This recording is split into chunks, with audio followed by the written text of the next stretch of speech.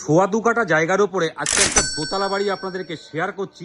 এটা হচ্ছে বাড়িটার ফ্রন্ট এলিভেশন, আর বাড়ির সামনে এটা হচ্ছে 10 ফুটের রোড। বাড়িতে ঢুকতেই একটা বড় গেট আপনি পাচ্ছেন। পুরো বাড়িটাই বাউন্ডারি ওয়াল করা, সামনে অনেকটা স্পেসিয়াস জায়গা। জাস্ট এখান থেকে আপনি বাড়ির ভিউটা দেখুন, এটা হচ্ছে বাড়ির পুরো ভিউটা। আর বাড়িতে ঢুকেই এই জায়গাটায় মানে উঠোনটাই পুরোটাই মেজে করা, এইখানে একটা তুলসী মণ্ডপ করা, তুলসী মণ্ডপের ব্যাক সাইডটায় অনেকটাই জায়গা রয়েছে।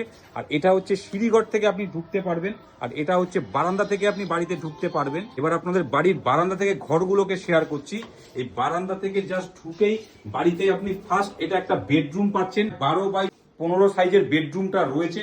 দুদিকে দুটো জানলা আপনি এই ঘরটার মধ্যে পাচ্ছেন। এবার সেকেন্ড বেডরুমটা আপনাদের শেয়ার করছি। এই ঢুকেই এটা হচ্ছে আপনার সেকেন্ড বেডরুম, যেটা আমরা ঠাকুর ঘর হিসেবে ব্যবহার করেন। আপনারা চাইলে এটাকে বেডরুম হিসেবে ব্যবহার করতে পারেন। এই সেকেন্ড বেডরুম থেকে বেরিয়ে এই জায়গাটা ডাইনিং প্লেস আপনারা পাচ্ছেন, অনেকটাই বড় ডাইনিং প্লেস। আর এটা হচ্ছে ব্যাক সাইডে যাওয়ার জায়গাটা, যেটা থেকে আপনারা ব্যাক সাইডে অ্যাক্সেস করতে পারবেন। আর এটা হচ্ছে ওনাদের ওয়াশরুমটা wall tiles, floor tiles, western বসানো রয়েছে। আর জাস্ট সিঁড়ির পাশ থেকে অনেকটাই জায়গা আছে। ওনারা ঠাকুর পুজোর জন্য ঠাকুরের কিছু রান্না বান্না এখান থেকে করে, যেটা বাইরের থেকে দেখালাম।